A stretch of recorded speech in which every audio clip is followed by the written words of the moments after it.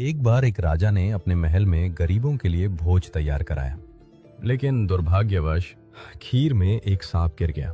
किसी को इसका पता नहीं चला। वही खीर गरीबों को परोसी गई और उसे खाने से सभी गरीबों की मृत्यु हो गई। राजा के पैरों तले जमीन खिसक गई। उसे लगा कि उस पर गरीबों की हत्या का पाप लग गया है। पश्चाताप में वो अपना महल और राज्य छोड़कर जंगलों की ओर निकल पड़ा, ये सोचकर कि शायद तपस्या से उसे इस पाप से मुक्ति मिल सके। चलते चलते वो एक गांव पहुंचा। गांव की चौपाल में बैठकर उसने पूछा, क्या इस गांव में कोई ऐसा परिवार है जो सादा जीवन और भक्ति में विश्वास रखता हो, ताकि मैं एक रात वहां ठहर सकूं? गांव वाले ने बताया कि यहाँ एक भाई बहन रहते हैं जो बहुत सादगी और भक्ति से जीवन बिताते हैं।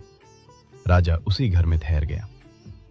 अगली सुबह राजा ने देखा कि वो लड़की ध्यान में बैठी हुई है। आमतौर पर वो जल्दी उठकर घर का काम और नाश्ता बना लेती थी, लेकिन उस दिन वो काफी देर तक ध्यान में लीन रही। जब वो ध्यान से उठी तो उसके भाई ने कहा, बहन, आज तुम देर से उठी हो। घर पर एक मुसाफिर ठहरा है, नाश्ता बनाकर उसे जल्दी भेजना था।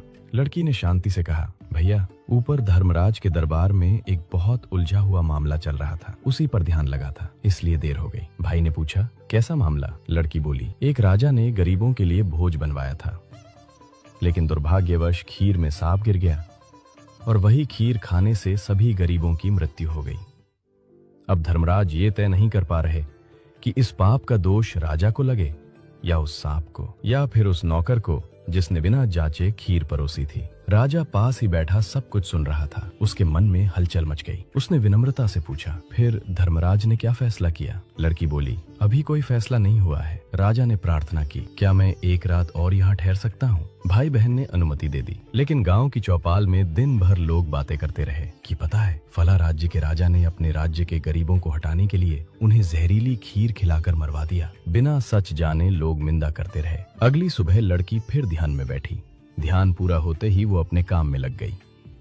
राजा ने उससे पूछा, बेटी, अब बताओ, गरीबों की मृत्यु का पाप आखिर किसे लगा? लड़की ने शांत स्वर में कहा, वो पाप उन लोगों को लगा जो चौपाल में बैठकर सच जाने बिना निंदा कर रहे थे। राजा की आंखें भर आईं, ये जानकर कि वो इसका दोषी नहीं है। सीख, दूसरों के पाप गिनने वाला इंसान अक्सर अपने सिर पर सबसे बड़ा पाप उठा लेता है। लाइक एंड सब्सक्राइब तो बनता है।